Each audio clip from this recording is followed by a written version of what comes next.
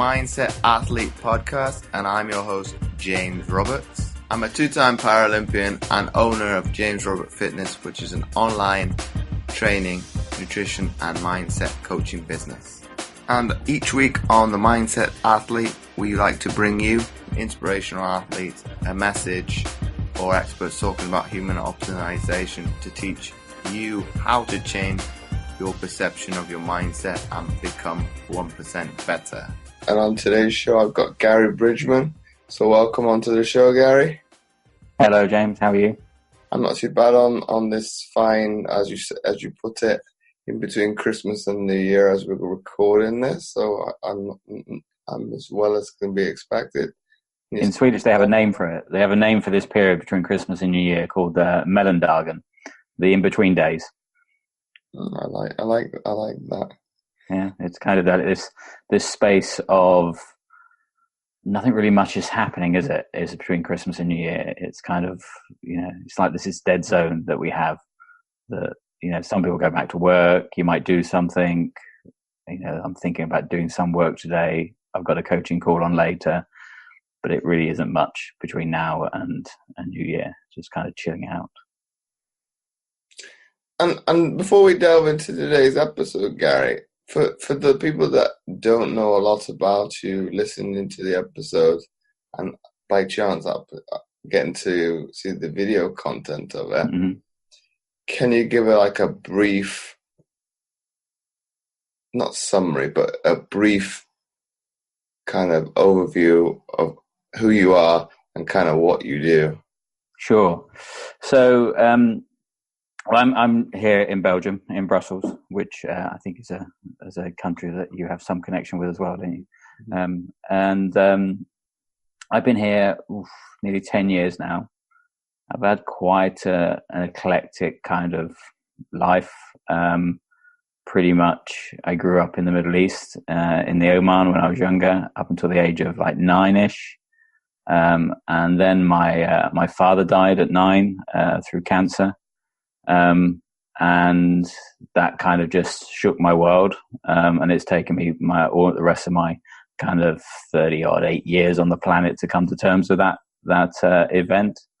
And I did a lot of kind of searching, a lot of kind of going down different routes, trying to find out who I was and trying to fill on all these different identities to trying to work out, after that event, it kind of just shook me.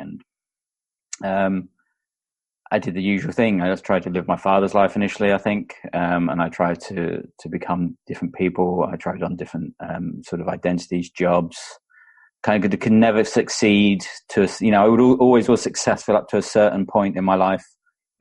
Up until the point it became too anxiety producing and too overwhelming for me, and then I would give in to all my emotions. I'd give in to all my negative thoughts, and I would just go back to being stuck again. And I tried everything, to be honest with you. I've been in therapy for a long time, looking for different spiritual paths and religions, reading every self-help book going, trying drugs as well, a lot of psychedelics, to sort of try and find out who I was and try and find some meaning in life. A lot of acid, a lot of different psychedelics as well. Alcohol, relationships, everything to try and fill this hole. And eventually I settled on a particular method of living my life, or sort of the way that I live now is through a method called acceptance and commitment training, which is which is called A.C.T for short. It's a behavioral science, the method that comes from therapy called acceptance and commitment therapy. And it really is, it's just a nice framework to live your life, and it kind of works. Allows you to come in contact with the present moment, come in contact with your emotional experience, try not to struggle or fight with it, try not to put any kind of story or meaning around it, and just be with it. And the anxiety that I have and the kind of existential angst that I have is always going to be there. There's always this part of me that's not quite fully complete. And that just allows me to live my life in a way where I'm in contact with my values. I'm just in contact with the present moment as much as I can be. And I can still take action and not listen to my thoughts and not listen to my my emotions. And so now I've just settled on this path of teaching other people that approach as a life coach, and just showing them that most of my clients come from a background like me, that have had some trauma in their life, that have had some sort of a trauma that's kept them stuck and they can't seem to get away from it, which is the same thing as I've experienced. And you mentioned there, Gary, that you've tried a numerous amount of, how would I put this, avenues to kind of solve a problem. Yeah. And when you talk of it as wearing different masks. Mm-hmm. Is that because you haven't, until the moment where you are now, found a true purpose, you're not actually connecting with your true values and true morals?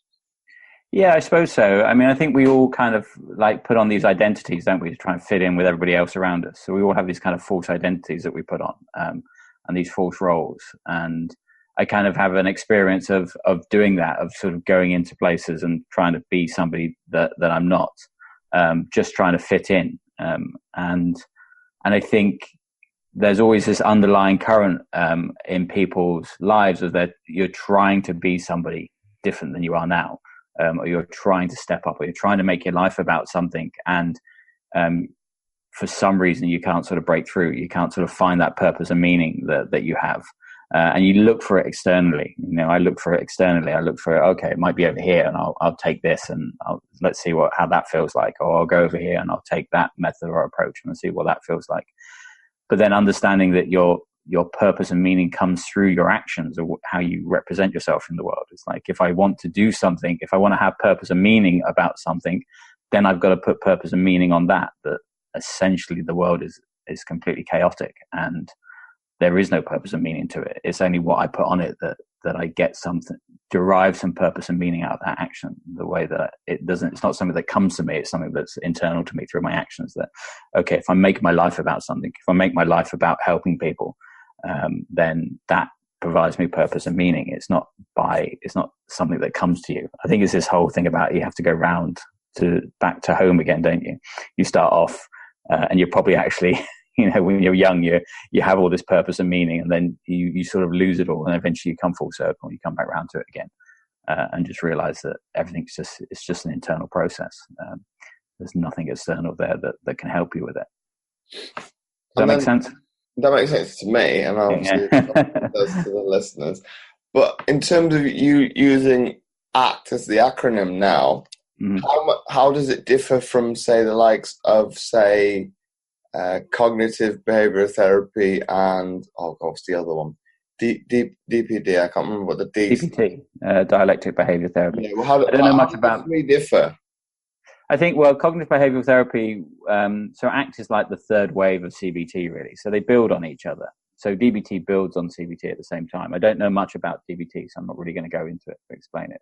But I think a lot of the difference between CBT and ACT is that in CBT, there's a lot of kind of, let's look at our thoughts and do a hypothesis around it and work out what's true and things like that. Whereas ACT doesn't do that. ACT just basically looks at thoughts as thoughts. They are just, they have no objective meaning or purpose. It's just the thought that comes up.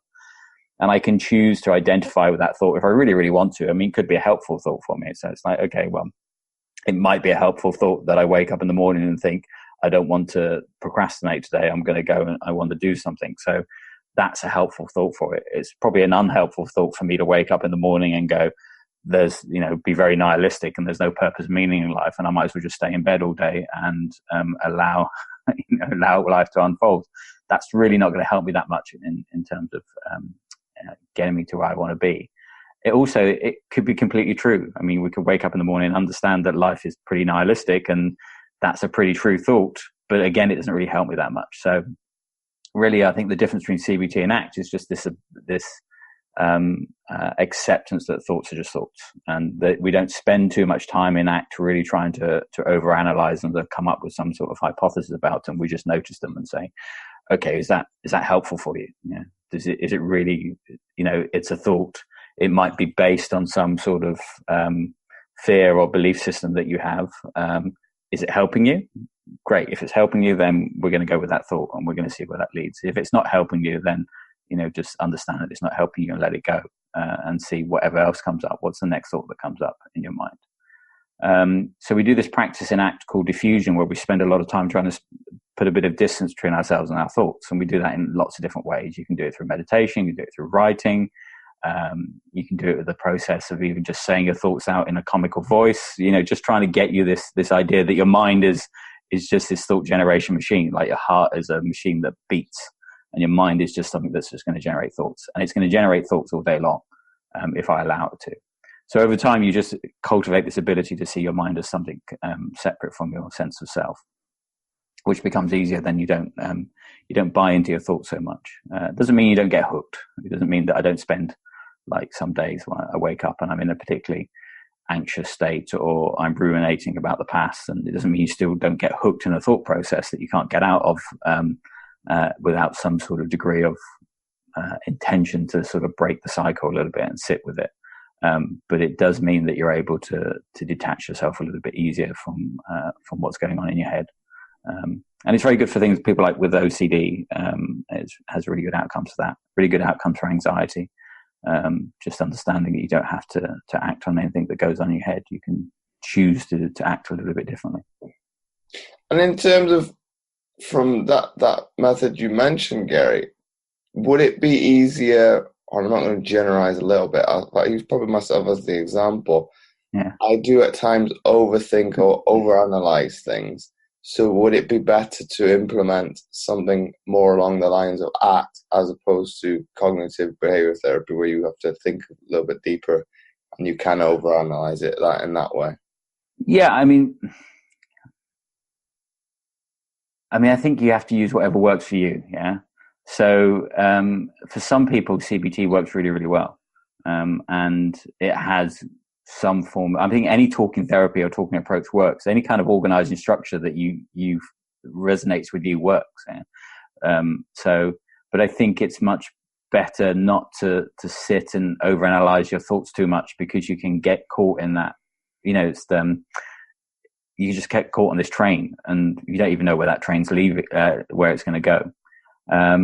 And we can just then, once we get caught in that thought, we then just end up telling ourselves a story about that thought. And then everything becomes objectively true based on that story. And, then we're in this separate space that we didn't realize we're going to end up in, which may be we're in an anxiety state, and we're reaching for drugs or alcohol to try and change that. Or we're reaching for a behavior that keeps us stuck in the short term, but gives us some form of short-term relief around our anxiety. Which again, might be you end up sort of avoiding your emotional experience, or you're avoiding your thought experience, trying to zone out rather than just sitting with them and seeing that they're there. But if you sat down logically and rationally and thought of into the process of taking alcohol or drugs, well, one is a depressant and one is a suppressant, so it's not actually solving anything. No, it's not solving it. No, it just takes away the pain, doesn't it? For whatever time it takes the pain away from it. And to be honest with you, I had some really great experiences on psychedelics. It wasn't exactly like something, there's some drugs out there that are really, really great, and there's some out there that are going to kill you straight away. But it was, when I went to that stage of taking a lot of psychedelics, it really was about a search for a sense of self. And in some way it really did help, because you kind of dissolve your ego and you look at yourself in a new way and you get some perspective on life. But equally, you can throw them down your neck and use them as a way to escape reality in some way, because reality is a little bit more painful for you. The short-term reaching for drugs and alcohol, it's like, well, what are you using it for? The thing about ACT is it's contextual behavioral science. So it's about, in this context, is it really a problem?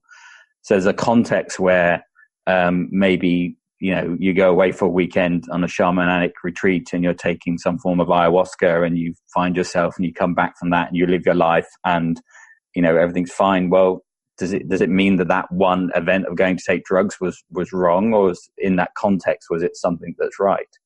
But then there's examples of people that are going out and they're doing this thing every week and they're not really making any progress in their life, and that's what they're doing all the time.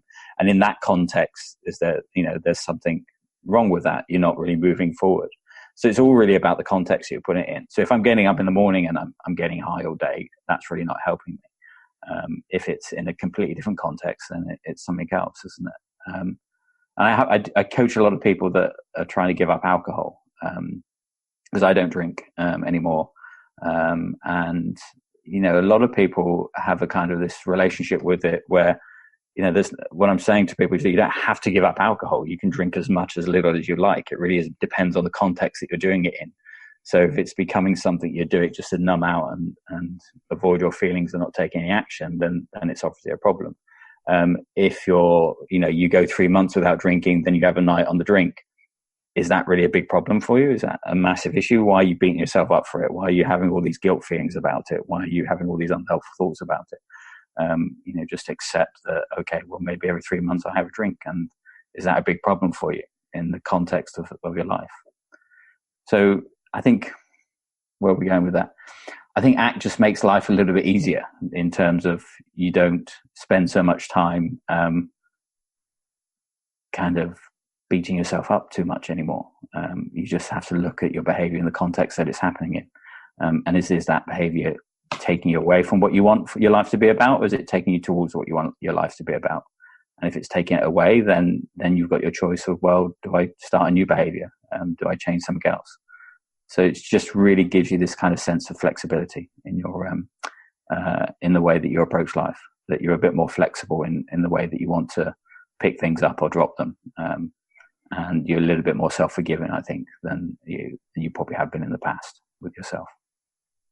And you mentioned at the very start of the episode, Gary, that you had obviously a bereavement with your father dying. Mm-hmm. Do you think, in your opinion, that is, if you contextualize it, is it the worst form of trauma that you could have, or is how somebody perceives a trauma going to come down to them, how they deal with it? Yeah, no, it's a good question, isn't it?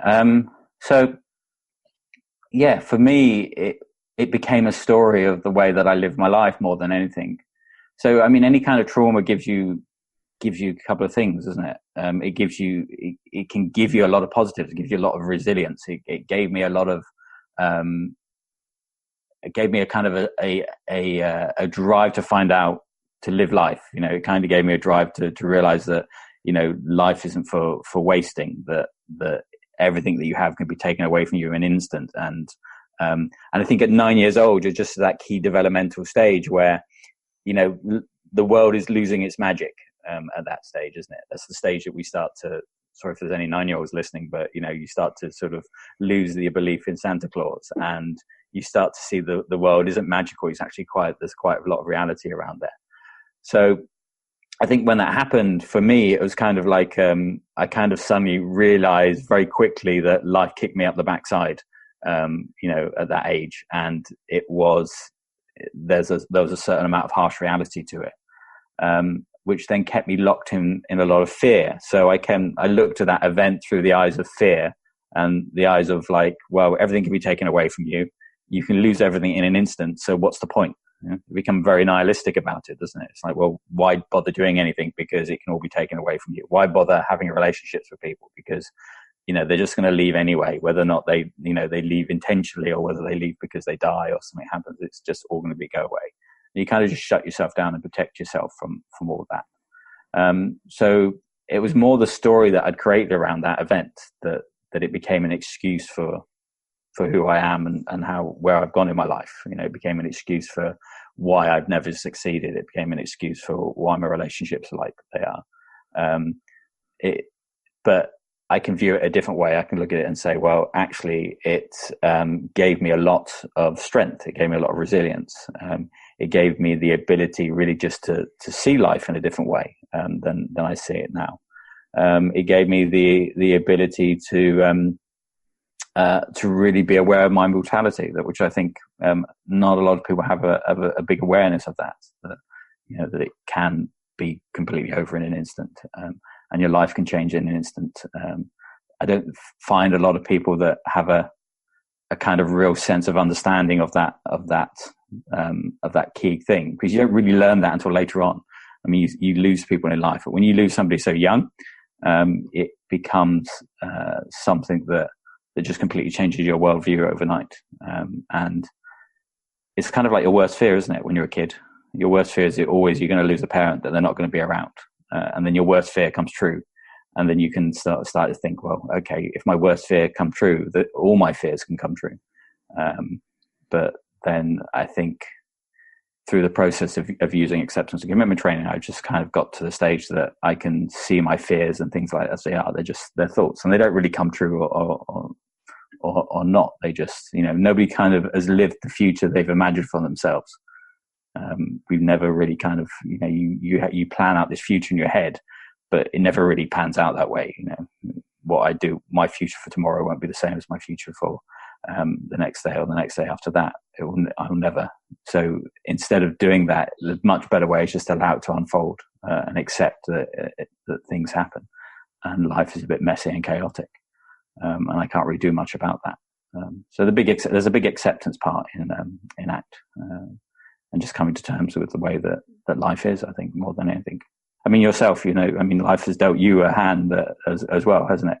And you can fight it, and you can resist it, or you can just accept it. Well, I would probably have as you mentioned, I'll probably go into it. But in terms of the adverse situation that you see, I think it's a perception that other people put on myself. Yes, you've overcome an adverse situation with growing up with a disability, but I never saw that in that light. I was more, how I would put it, being adaptable to the environment. It's like, well, I want to be able to do everything like everybody else. I don't want to be treated to a certain extent any differently than anybody else. I know I'm different, but let's be as close to able-bodied as I can. And people feel sorry for me. Okay, there's going to be that rare occasion where that probably has happened, and it probably happens more as an adult. You're thinking, they would this without being non-PC. You're going to get that kind of.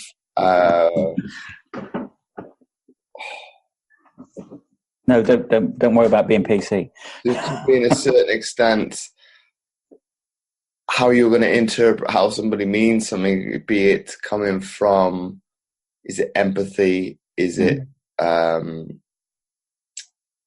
inspirational, motivational? What you're doing? You're thinking, come on, take a step back. What I've achieved is to me, it's no big deal. I know people like to say, well, okay, competing at a national level to the standards that I did is exceptional, but I think athletes think like that anyway. It's like, well, you don't live in the moment. I think that's the only bad thing about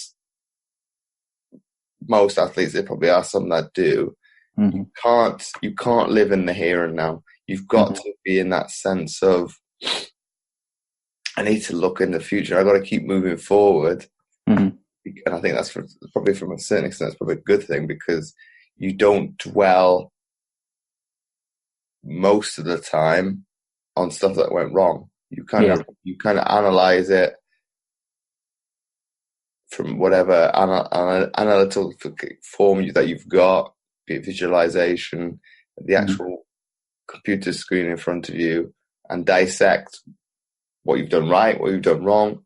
Boom, we've done that. Let's move on. Let's put it into practice tomorrow or that same day as you're watching it to get better, and you move on. And I think maybe because I retired and I thought on my terms, maybe I didn't. Maybe I wasn't accepting of, okay, this is another stage in my life, and I've not fully come to terms with it. I come to terms with not viewing success as how I perceived it when I started out and throughout my career to when I finished.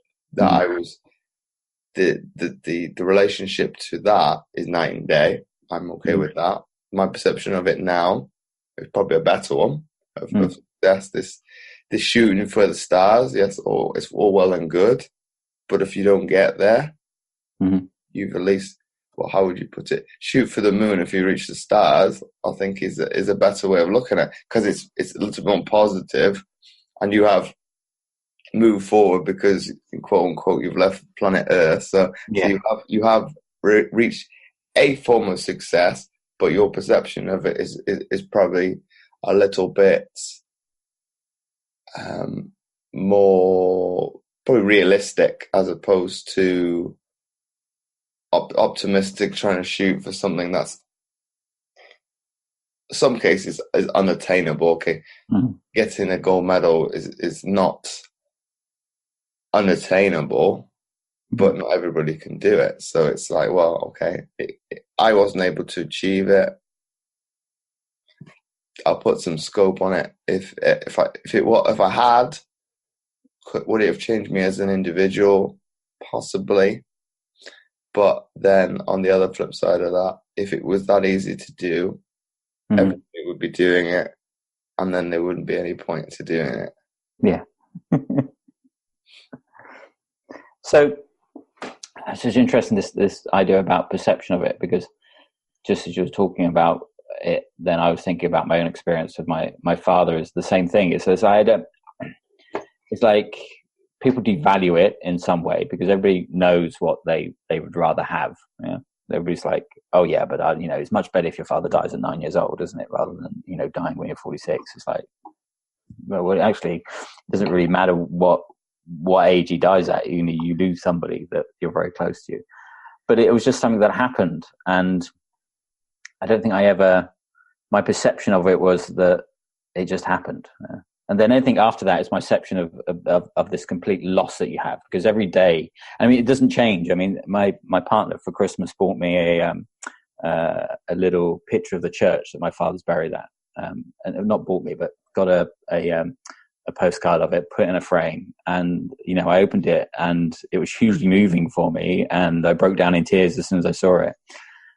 And it's like, I said to her, it's like, wow, 38 years, and I'm still sort of coming to terms with it, that every single day is still exactly the same. I still get up every single day and go, oh, look, I'm in a world where I don't have my father anymore. This is the world that I inhabit. This is my perception of it. This is what I'm viewing the world through. This world where this person that I want to be there is not there anymore.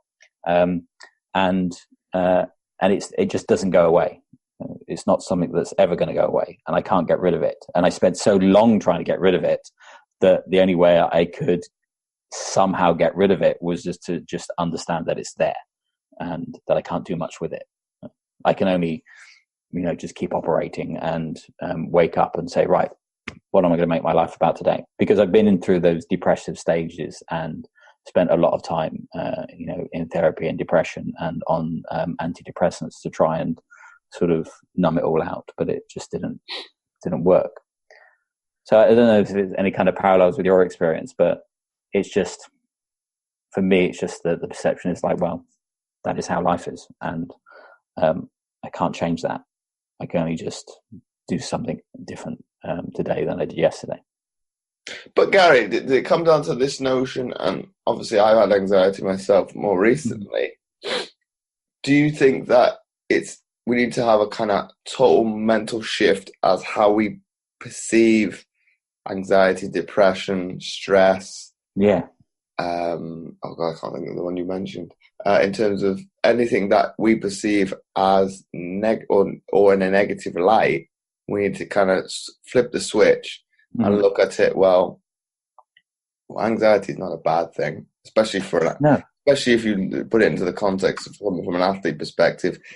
They will look at it, and how I learned of it at university from a sports science background is it's in an arousal state. So that's kind of a different outlook on it. The curve, because when I was presented with it from the sheet from an anxiety perspective, you're thinking, well, I've seen that curve before. It's just it had a different name for it. So you're thinking, on the one hand, it's anxiety, which most people perceive as bad. Yeah. But then when I was taught at university, it's an arousal curve, which technically is looking at it more from a positive light, would say excitement, joy, and things like that. So the curve is not the same. Yeah. Physiological response. If you actually really was aware of the situation and you looked at, when I'm feeling, we'll come from the positive way to start with. But if you feel joy, excitement, you take note of that. And then when you feel like crap, note it again. and Yeah. actually write down the experiences that you had, so you can actually compare the two and say, well, physiologically, I feel exactly the same. So I think it comes down to that perception. It's just that perception of it, and I think we have to change, and that's a lot what ACT does. And I think the other kind of third way therapy do is kind of they allow you to look at it a different way, because you're right, it's just an arousal state, and whether I'm excited or anxious depends on my label on that arousal state. And anxiety really is just fear of the unknown. It's like, and it's natural to fear, to have fear in a circumstances where there's an unknown outcome. Of course that's going to happen. So it's natural to have that fear about it. And I think what happens more and more is that if we then label it as this is a bad emotion, or this is a bad feeling, or I'm anxious about this, and we then stay in it and we try to get rid of it, or we resist it and avoid it, then it just builds and builds and builds and builds and builds, and becomes really overwhelming until such a stage that I have to do something to get rid of it. And I can either do something where I hold it away from myself and say, right, I'm going to hold it over here. I'm not even going to turn and look at it, because if I put it over there, it doesn't exist anymore. But over time, my arm, if I'm holding it like this, over time, my arm's going to get tired, and I get that emotional washout from that. I can allow it to be here, can't I? And I can but then I can't operate in the world with it. If I see it, if it's right in front of me, I'm like, well, I can't talk to you anymore because it's right here. It's right up against me. Or I can just allow it to be there and look at it and just go, oh, look, there's all these feelings that I have. There's all this sensation I've got in my body. There's this sensation I've got in my pit of my stomach. Doesn't really mean anything, or it's got no purpose apart from just to warn me about something. And it could warn me about something useful, or it could be just that I'm feeling anxious. I'm just woken up in a day. And my experience of that event, I've realized now, I'm in more or less a constant state of anxiety, and a constant state of, just being slightly down. And it's, and then waking up in the morning is not putting any labels around that, and just go, okay, well, I've woken up anxious this morning. It doesn't mean I have to go reach for drugs and alcohol to stop that. Or it doesn't mean that I just stay in bed, or it means I just get up and I do my actions that I need to get on with the day. And I think that there is a change within the mental health sphere of looking at mental health issues and anxiety and depression in a completely different way. There's been a lot of medicating it away, rather than just sitting with it and just saying, okay, yeah, you've got some negative feelings. Let's just take a look at them. And what do you mean by it? What does that mean for you, having those negative feelings? What kind of stories are you starting to create off that? There's just this fear that we're just going to end up like this all the time. So we end up trying to avoid it all the time, whereas you just got to live with it and see it for what it is. It's just a feeling. So I'm sure when you get anxious before a performance, it's a thing that you go through, and eventually if you resist it, then it builds. But if you just allow it to be, then accept it, there comes a point that you go, I've experienced it and it's gone now. I'm just going to start performing, or I'm going to start competing. I think I like that analogy that you use, Gary. I think for me specifically, I think it's come down to that perception as how I viewed anxiety as an athlete, and as a regular person in society, I viewed it as two different things. I think I've probably gone back to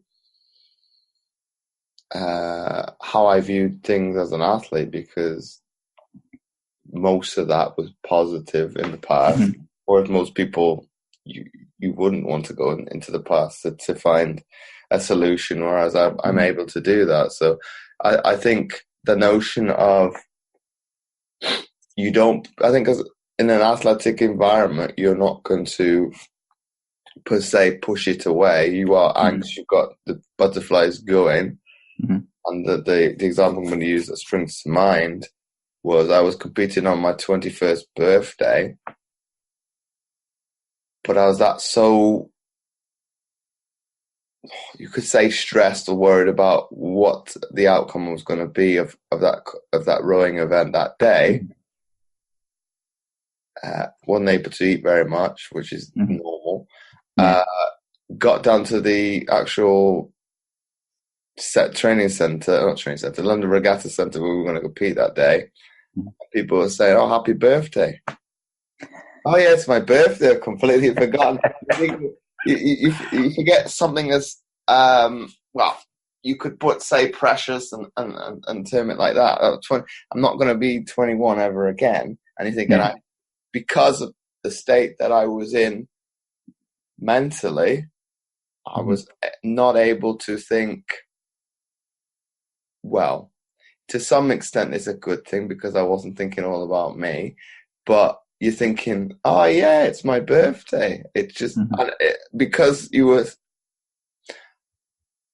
fearful to a certain extent because you're not able to eat. So are you going to be in an optimal state to be able to perform because you haven't got the necessary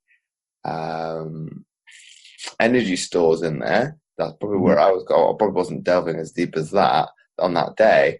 And obviously my mum was there as well. So we're more conscious of the here and now. And it just happens to be my birthday. But when the teammates said, "Oh, happy birthday," thinking, "Oh, yeah, it is." So I think that probably calmed me down. Okay, it's you talked about thoughts. So it probably shifts from that sense of angst to, okay, yeah, it is my birthday. It's something to be excited about. So it's probably that shift. It's just that simple switch. Okay, I'm going to go from what is perceived as negative to something that's positive, and then you kind of go from that. So you're thinking that's something simple, and it comes down to that notion. Well, I say it's as simple as that, but if you can attach something like a positive memory or a happy memory to that particular moment in time where you feel like crap, it helps because you have that shit. I think I did it quite recently just to try it. And I was thinking, well, why am I stressed dropping off this parcel that's being dropped off at the wrong address? Yeah. And I thought I can't remember what it was. And just the sensation of going from what is described as a negative state to that of positive. It just, you feel more that warmth. It's kind of it's like a weird sensation to explain, but you're thinking, well, nothing really changed. I'm just thinking a bit more positively. Yeah, no, I've just changed the way that I'm viewing. I'm taking on a new perspective, which is the beauty of acceptance and commitment training. Is it just gives you this psychological flexibility of able to do those switches. And like I said, sometimes those switches still take time. I mean, sometimes you're in a very simple example of that where I'm in an anxious state because I'm dropping off a parcel and I've got things wrong. And, that's quite a simple thing that we can probably unhook ourselves from quite quickly. But if I'm in a state of existential angst about what I want my life to be about, then that's going to take a bit of time for me to work through. And it's something that might go away and come back, and it might go away and come back. And I think the thing that ACT gives you is this ability to say, okay, well, I might be struggling with this right now, but if I can take a slightly different perspective of it, if I can just step outside myself a little bit and view this from a different way, then I'll get some insight on it, and then it will rise, come back, and go away. It doesn't mean that like half an hour later it might just come back again as well, but it just allows you this ability just to take a new perspective on things and see yourself in a different way than you did before. And I think the best thing for me about ACT is just that it just ends up helping me just live a life that's a lot more kind of calm and peaceful than it was before, without too much struggle anymore. So yeah, it's just perspective taking, like you say. It's a very good skill to have, but not a lot of people have the ability to take perspective really, really well. We're kind of locked into our own sort of way of viewing the world, and to try and take a different perspective means that we have to then somehow unpick the stories we're telling ourselves, and the way out of the story becomes, any way out of our story of why we're anxious, or our story of why we're kept in fear, we're locked in, or the way where we are in life, any way out of that story invalidates the story, and then in a sense invalidates a sense of who we are. So that is quite fear producing as well. That's anxiety in itself, just about that process of well, hold on a second, I need to step outside myself here. And if I step outside myself, it may mean I'm going to have to lose a part of myself, the way I viewed myself before, that I was this anxious person and now I'm not. Or I came to this point because of a set of self-beliefs I have, and now I've stepped outside myself and all those beliefs are not true anymore. And that somehow says something about ourselves that we have to lose at the same time. Yeah, but that's all perception as well, because if you actually take a step back and looked at, I'm going to say in simple terms, you do it anyway. Be it you may read a book, well, that's stepping away and going into a parallel. Well, I'll coin it as a parallel universe. You're wanting to step away and go into an environment that is, well, depending on what kind of book it is, it's going to be different from reality. You talked about drinking drugs. That's another state. Watching movies, films, watching the television. Disconnect. So I think that ideology that people think is difficult, you do it every day. It's just we do it every day. Yeah, perception you don't believe. You are probably if you're putting it into the context of, say, meditation and ACT, you're overcomplicating, because if you actually thought rationally and logically, which I don't think most people will do, you're not going to analyze what you do on a day-to-day basis on most of those things are mundane tasks, but you already are doing it anyway. Yeah, but I like the point that you said that we do it every day, and we have the skills. I mean, that's, so just to draw a parallel between yourself as an athlete. So you said, I have anxiety as an athlete, but I'm able to deal with that. But then I had anxiety and as a non-athlete, and that was quite, I wasn't able to deal with that. But when you put your athlete head on, when you put your role on as an athlete, you're able to deal with that anxiety. So, what's changed between that your role as an athlete and this point now where you can't deal with it because somehow something's different? Nothing's really changed in your sense of self. It's just the way you're viewing it. I'm viewing it in a completely different way. But stepping outside yourself and viewing it in a different way is actually quite difficult for people to do, to see themselves in a different way. Because when you're in the story and you're part of the story and you're part of the system, it's very difficult for you to sort of move away from it and see yourself in a completely different light. And some point of seeing yourself in a completely different light does mean that you're probably going to have to lose some form of sense of identity about yourself, that you're going to have to lose some part of the way that you viewed yourself, either positively or negatively. And if you're living in and if that way you're viewing yourself has been the way that you viewed yourself for your entire life, it's very comfort producing. I don't want to view myself anyway because I've just told my story about how I am, and that gives me a load of warm feelings, even if my life's quite bad or terrible and it's, I'm stuck in the mud and I can't get out. Operate in that way is the only way I know to operate, and it's at some level it's comforting. And stepping outside yourself is difficult to do that, but we do it all the time, which is the paradox of it. We have lots of experience in our life where we've got the skills to do this, and we do it in lots of other areas. Just in some areas of life, we can't seem to break free and get around it. In a particular context, it becomes something that's a bit too overwhelming for us to manage. Then do you think, Gary, and I'm going to use this quote from Dr. Rob Bell, do you think it comes down to, for certain individuals, they perceive it as well, he doesn't like to agree with this. People perceive it as a lack of confidence as opposed to what really is, if you thought of it, and I like this quote that he uses, you lose your keys, you don't lack your keys. So I think people are disillusioned to, I lose confidence, I lose self-esteem. They put the actual point in time on, I've lacked confidence, but really you haven't. Do you think it comes down to a sense where people become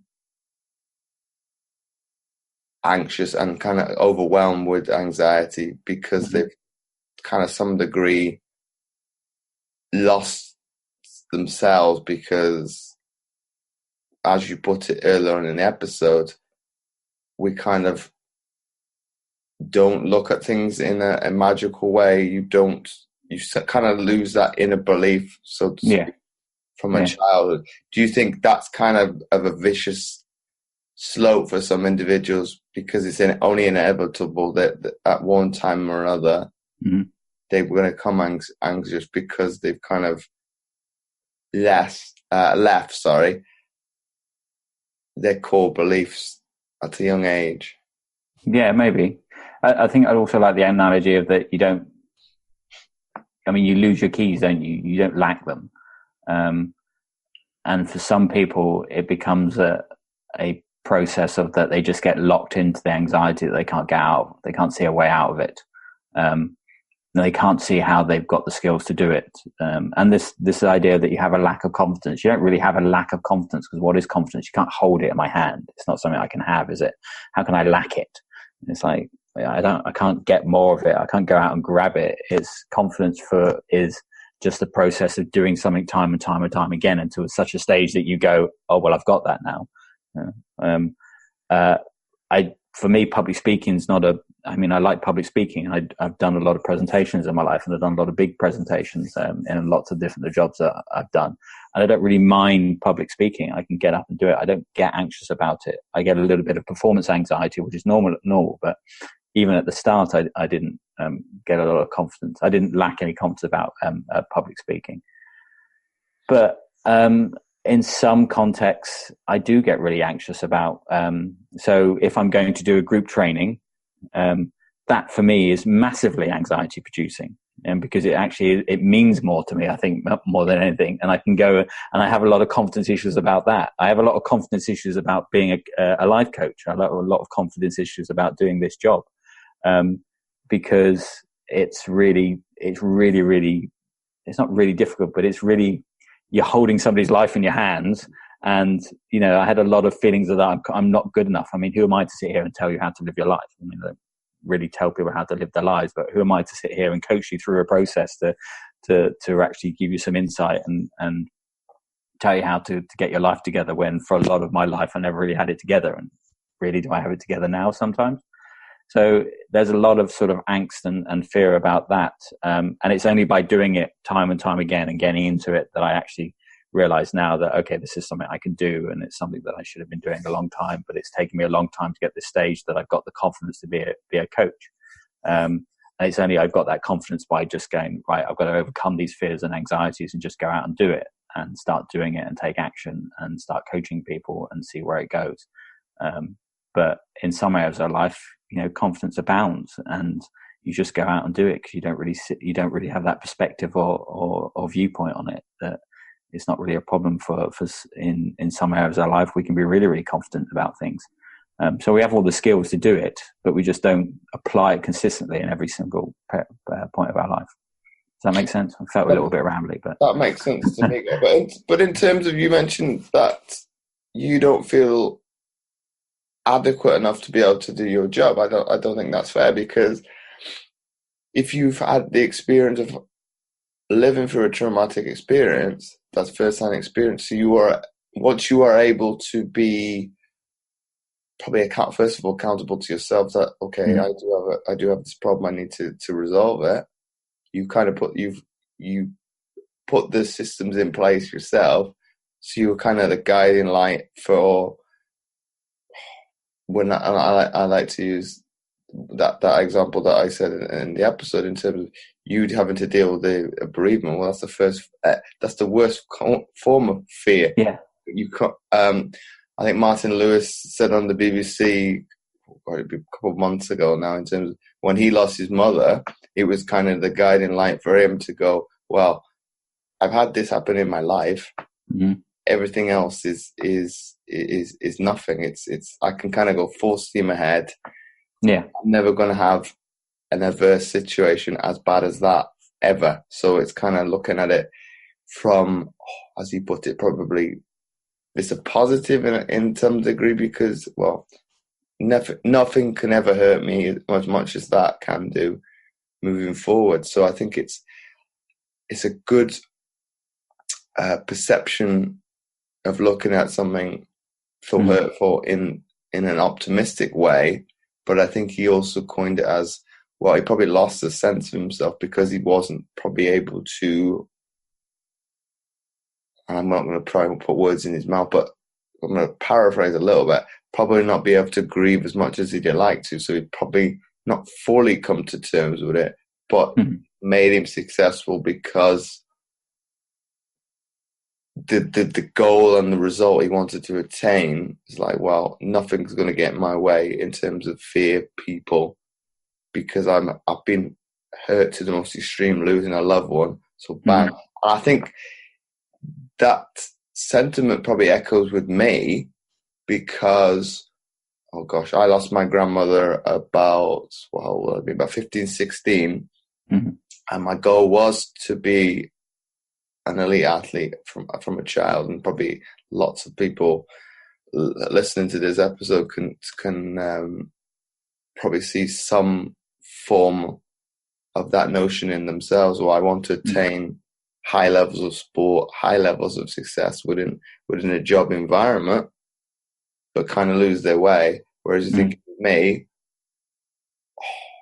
as I reflect on it, probably more recently, you're thinking maybe that was the extra factor that I needed. I wanted to be able to not do it just for myself, but to do it for her as well. To be, and as I think of it, kind of emotional in terms of talking about it, but to be able to be driven to kind of, well, she'd seen some of the success in the early days.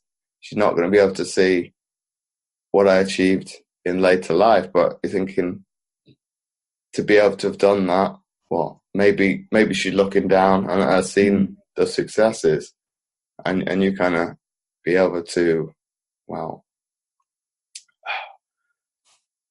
I don't know how to put it into words, but you're in a sense doing it for a higher purpose. Okay, I'm not saying I did it because she died and I wanted to put into practice.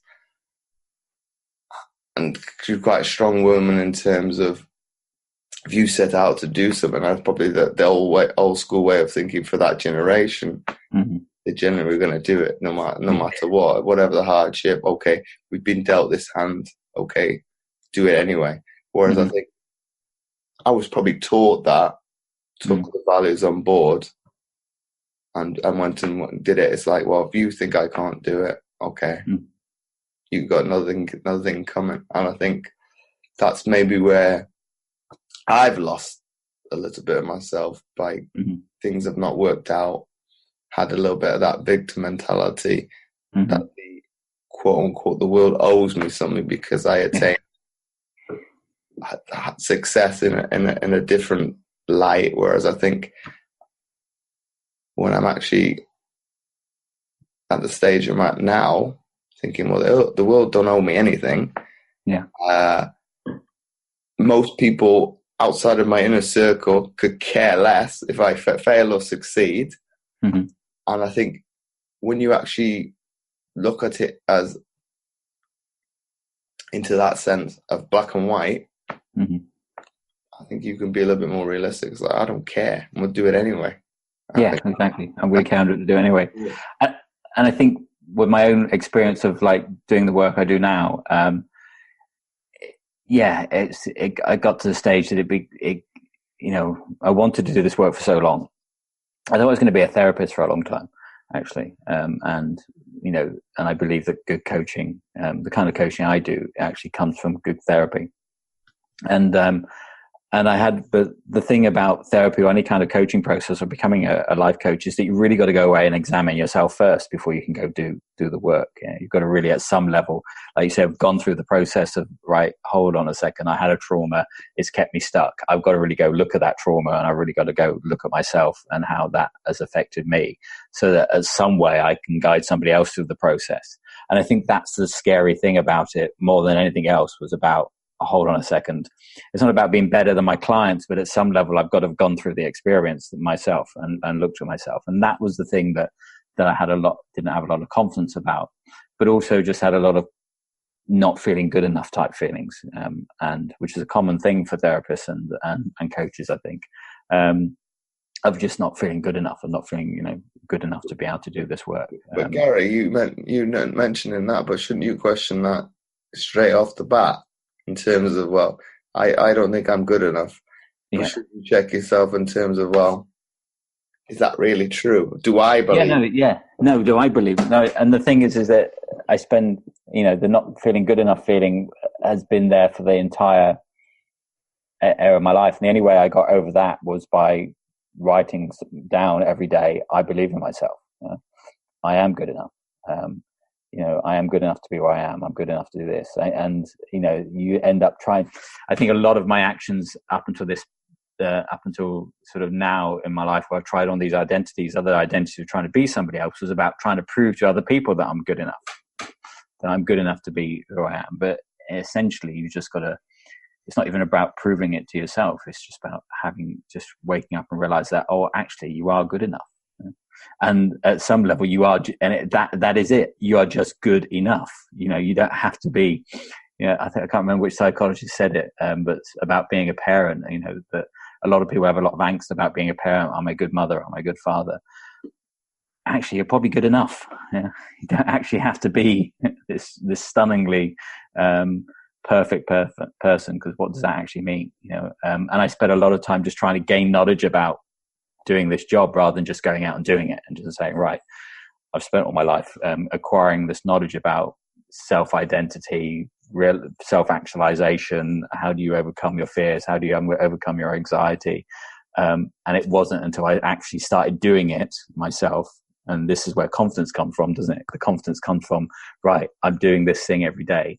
I'm doing these actions every day. It comes from the past of all those actions that you then go, all right, that works. It's a process that works. And now I'm confident enough to teach to other people because I've actually applied it to my life in a way that works for myself. And how that works for somebody else is really up to them. I mean, I can only just show you the tools and say, this is how it works for me. I don't know how it's going to work for you. You just got to go out and try it and see what happens. And that's where I've got to now. But it took like 46 years to get to that point. It wasn't like an easy journey. And if I could go back and do it again, I would do it completely differently. It would be a case of, just practice these tools of diffusion, practice these tools of acceptance, practice these tools of really working out what your values are and taking action based on them, even if you don't feel like it. And that's essentially what ACT comes down to. It's just acting. That's where I think you can go a step further than that as well, Gary, in terms of being vulnerable, being transparent with people. Mm-hmm.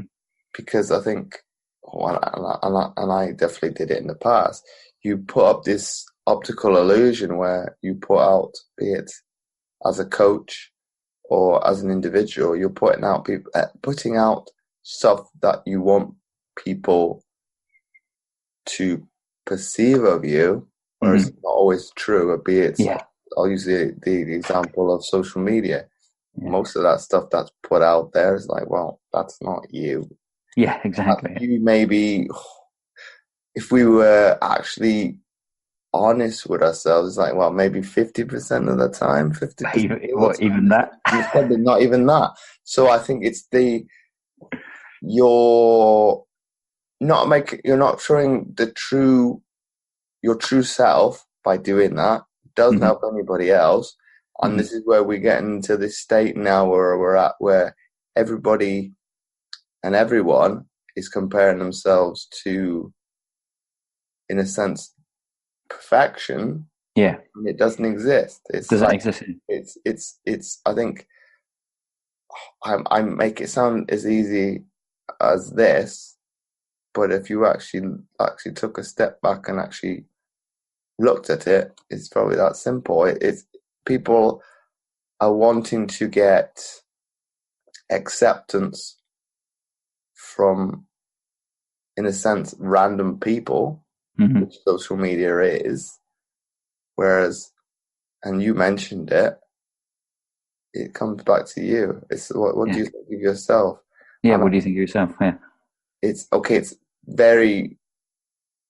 I make it sound easier than it probably is. It's going to take time for you to be at one with yourself, being able to step back and be accepting that you may lose something, but that's a fear in itself. And I think when you're actually able to look at it probably logically and rationally and say, well, am I really going to lose, be it someone, a perspective myself, and looking at it in that light, like, well, you're going to be more acceptant.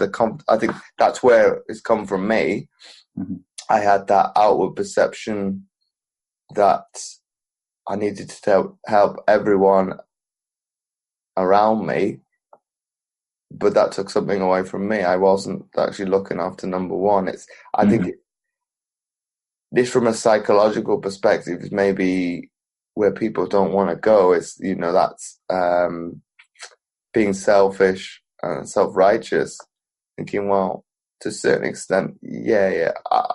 I wouldn't say go out as a young athlete. I was very like that. I was very driven. It was my way or the highway. Whereas I wouldn't say go to those extremes, because I don't believe in those values as now, because you're only gonna isolate yourself further, because most people won't like you as that character.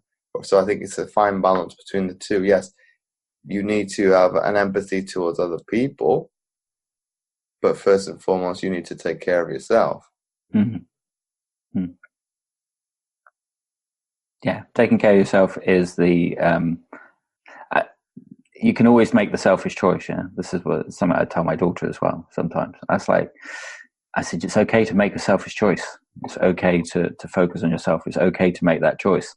You just got to understand that you're making that choice, and do it in such a way that, it doesn't incur as much harm on other people.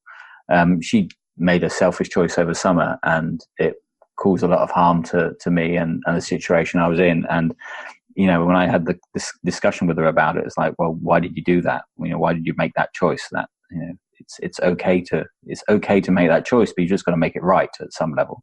You've got to come back to me and say, hey, this is my choice, Dad, and I can see that's going to affect you. How do I make this affect right, if I can? Yeah, but I want to make this choice. So you can make this. I do believe that you can go out and make selfish choices and look after yourself and look after number one.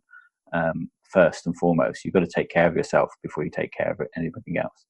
And I think, just as I'm sort of thinking that out loud, I think that's one of the biggest things that my father's death gave me, is that self-reliance of, actually, I don't rely much on other people, which can be quite difficult for me if you're in a relationship with me, because I'm okay, well, I can sort this out myself. But that also becomes a problem at some level, because I go too far into just relying on myself. I don't go out and ask for help too much. So it becomes this kind of spiral rather than something that's useful. So you've got to look after number one. You've got to look after your own self-care. You've got to be in the right space to yourself before you can go out and give to other people. But it's not something that becomes something that you can lock yourself into. Become really, you become selfish. So you can make selfish choices, but then you become selfish too much if you keep making those selfish choices all the time. At the same time, you become the person that you're acting as constantly. But the example you used of your daughter, but Mm-hmm. isn't it, in way of one perspective of looking at it, a good thing for them to, and what I was going to say has kind of slipped my mind now, but in terms of learning as a kind of life process, learning from the mistakes, a good thing, because if you don't do it, Yeah, how will you know? Yeah, how will you know? And I mean, to give some context about that, I mean, she made a choice where she was meant to come on holiday with us, and then at the last minute decided she didn't want to. She wanted to spend it with her boyfriend. But the whole process of doing it was, rather than just saying that's what it's about, actually, I want to spend time with my boyfriend and not spend time with you, Dad. It became this big thing about, I've got all this anxiety about getting on the plane. So I just allowed it to play out, because I could see that that's what it was about. It was actually about, you wanted to spend time with your boyfriend. You didn't know how to suddenly break this, you think you have an obligation to me as a parent, that it's like, well, I've got to spend time with you now, Dad, because it's the holidays, so I've got to spend time with you. It's just that kind of this breaking moment that I think children have between being suddenly realizing that that you're actually independent and I don't actually have control over your life anymore. And so she made the selfish choice. She wanted to make the selfish choice. I was like, well, you can make the selfish choice. You can look after yourself. You can go do the things that you want your life to be about yourself. You just got to understand that choice has some form of impact on other people.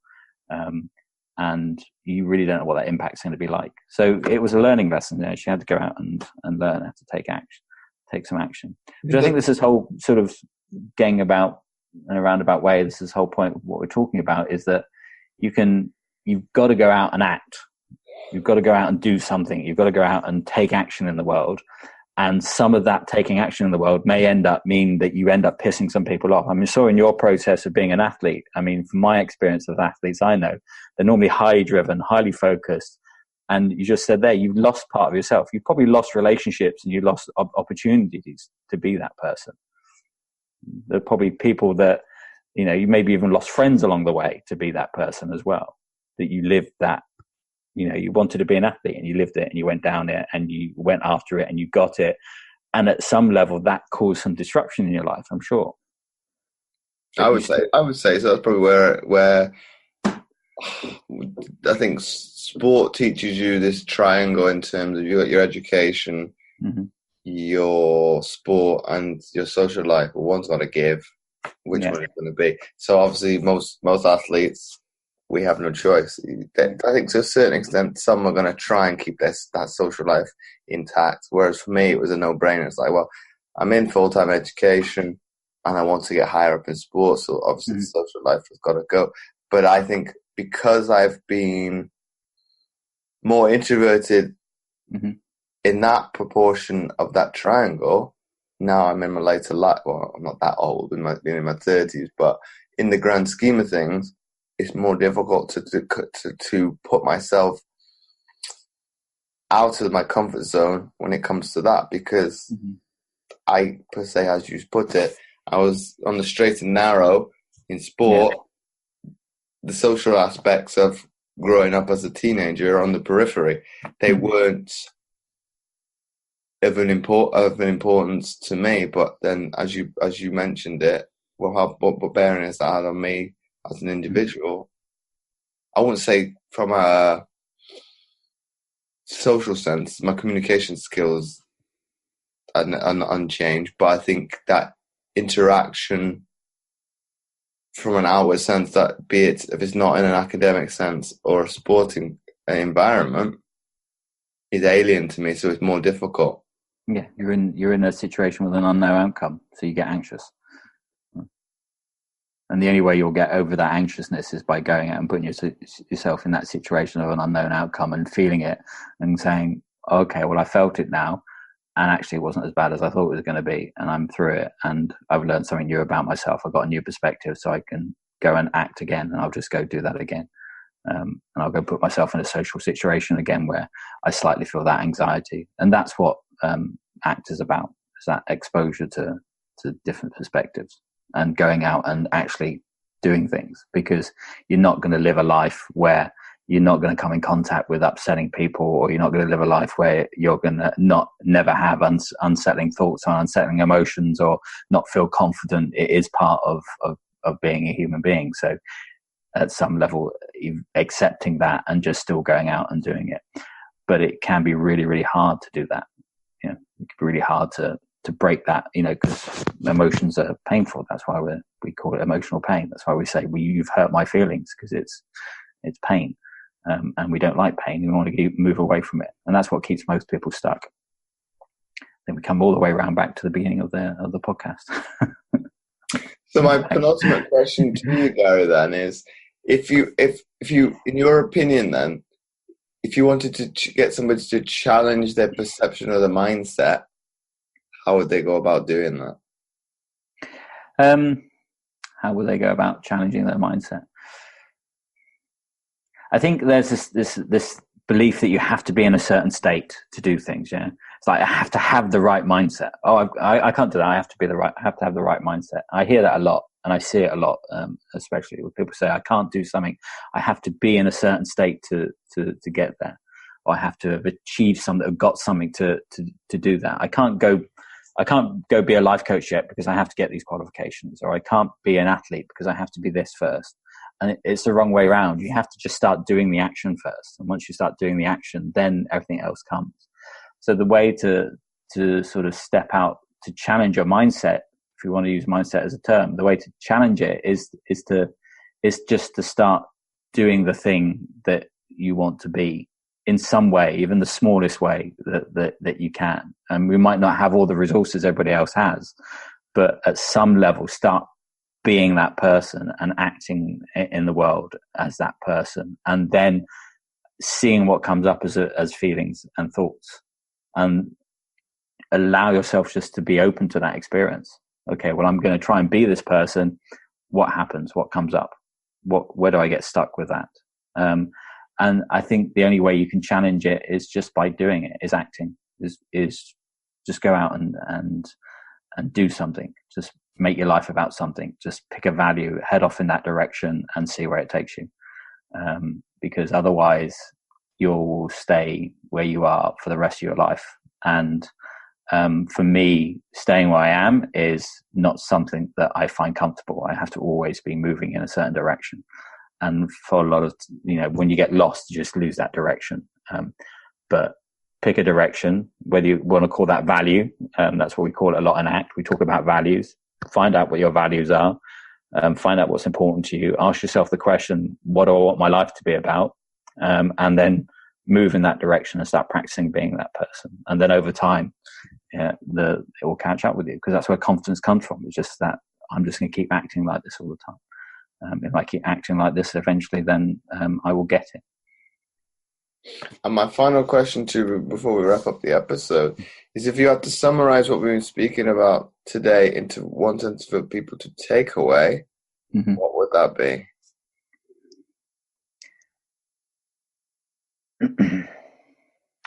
I think the one thing, if somebody was going to take away something from this podcast, is that your thoughts are just thoughts, and your emotions are just emotions.